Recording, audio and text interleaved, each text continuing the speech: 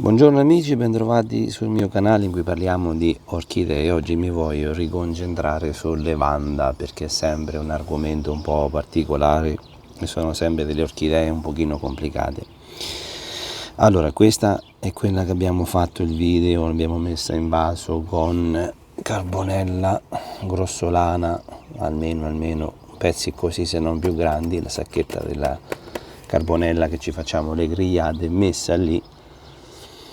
E ho aggiunto, adesso che comincia a essere fine giugno, comincia a essere caldo, tutto questo inerte fatto di argilla, ghiaietto calcareo, c'è un pezzettino di lapillo vulcanico, insomma tutto materiale che mi deve fare da tappabuco proprio per mantenere un pochino di più l'umidità all'interno.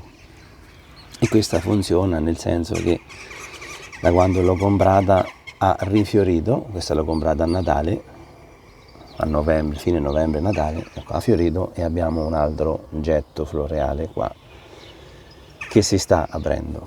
Questa qua, che vedete in queste condizioni, era molto più bello il colore di questa, era ancora più scuro. Abbiamo detto che c'è dentro nell'ibridazione lavanda cerulea e io ho fatto questo. Siccome questa banda qua aveva una quantità di radici pazzesca, cioè questa è più piccolina come banda, con delle radici molto più contenute che mi sono entrate in questo vaso, un vaso da 30 a pianta quadrata. Questa aveva tante di quelle radici, credo che saranno state lunghe 1,5 metri, se non giù di lì.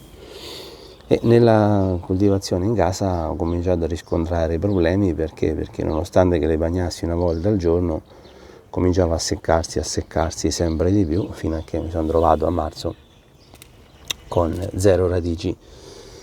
Ho tagliato tutto quello che era la gabbietta di plastica con la quale l'avevo comprata, questo è il gancio dove era agganciata tutta quanta il vasetto di plastica eccetera. Ho dovuto fare un taglio netto, ci sono rimaste forse 3 radici, qui c'erano rimaste 3 radici di questa portata qui.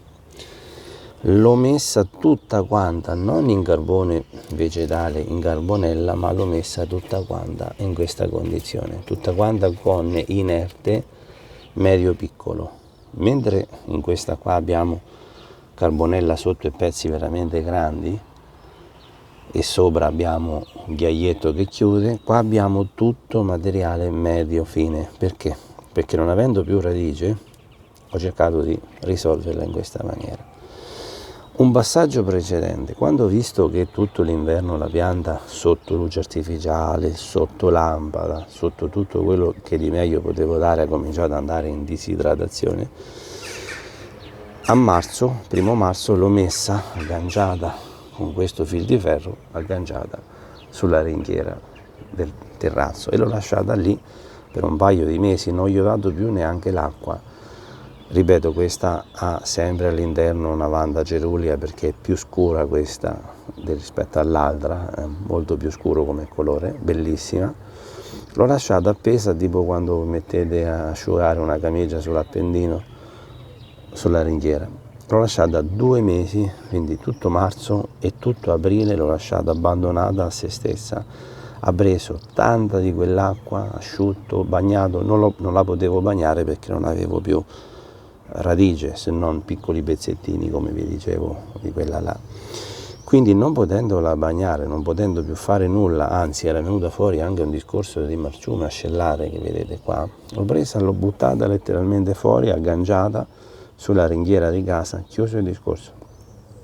Proprio il discorso di dire o vivi o muori, non potendo fare diversamente.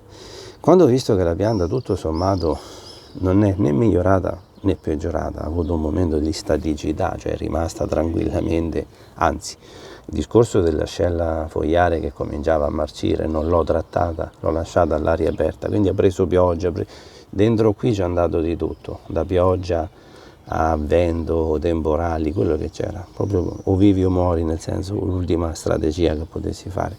Quando ho visto che la pianta non è andata giù, quindi ha sopportato benissimo anche i 5 gradi, no, e 8 gradi, lasciati fuori, marzo-aprile.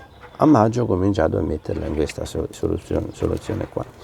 Questa soluzione qua mi permette di cominciare a vedere la radice, eccola qua, la radice sta uscendo fuori. forse ce n'è un'altra là, forse un pezzettino, no, non c'è, ce n'è qua, come vi dicevo nell'altro video. Vedete, comincia a uscire fuori qualcosa. Allora, qual è il ragionamento? Quando vi capita che avete una vanda che anziché essere una vanda è un manico della scopa, perché in realtà questo qui è un manico della scopa e nient'altro, messa in una soluzione come questa, in cui c'è un substrato che dà umidità, qualcosa esce fuori, perché il problema della lavanda è che ha bisogno di un 80% di umidità, 80% diventa difficile. Allora io ho creato un contesto, questo il vaso è da 25, 0 radici, ho creato un contesto di umidità, qui dentro lavora l'umidità, e lavorando l'umidità, io la bagno un giorno sì un giorno no, se piove non la bagno perché ci pensa la natura a bagnarla. Io l'ho preso annaffiatoio, ho dato con l'annaffiatoio come se fosse quell'altra pianta là, spatifillo, quindi ho dato annaffiatoio a lei, ho dato annaffiatoio a lei. Chiaramente vedete che l'acqua esce sotto perché è altamente drenante come situazione. In questo contesto qui il risultato è che, avendo un materiale inerte medio fine, non grossolano, medio fine, mi permette di far creare la condizione necessaria affinché la mano via, finché la pianta possa fare questo, cioè tirar fuori una radice, proprio perché sente che c'è umidità, non nell'aria, perché, ripeto, andiamo verso l'estate, ci saranno giorni di seccume. Qual è il risultato finale? Il risultato finale è che questa foglia nuova è venuta fuori, queste due non c'erano, queste due foglie, quindi qualcosa è cresciuto. Che sia disidratata è evidente, perché questa è disidratazione, del resto abbiamo solo questa di principio di radice e l'altra che sta uscendo fuori. La lascio qui tutta l'estate e poi vi documenterò la situazione. Intanto abbiamo ottenuto che l'acciume ascellare si è miracolosamente bloccato, non pretendo fiori, però la metto in condizioni che, se vuole tirar fuori qualcosina, possiamo farlo solo in questo contesto. Ripeto, 0 radici, manico della scopa, perché qui non c'è nient'altro. Questa qui, in questa maniera qui, l'ho bagnata ieri, oggi non ho dato niente, vedete che la radice, perlomeno tutto quello che sta sotto, ci sono foglie, ho seppellito anche le foglie, non mi interessa, perché è importante che tanto sono foglie che andrebbero via, le radici stanno sotto. Questa qui riesce a sopravvivere, anche lei non è che sia una condizione di salute al 1000%, però mi accontento di... Questo era il fiore di quando l'ho acquistata,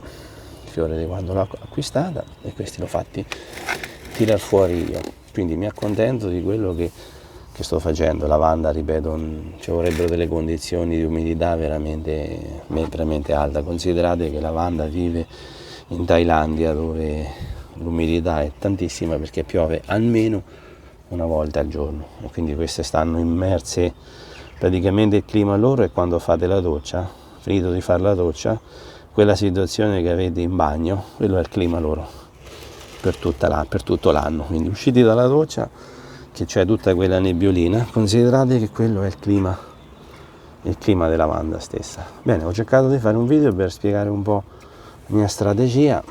Sono contentissimo che ha fatto i fiori sono spettacolari.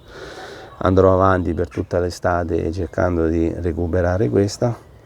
Quando le prendete con le radici lunghissime, ecco, ci sta chi riesce a avere il pollice verde, chi ha un segreto magico.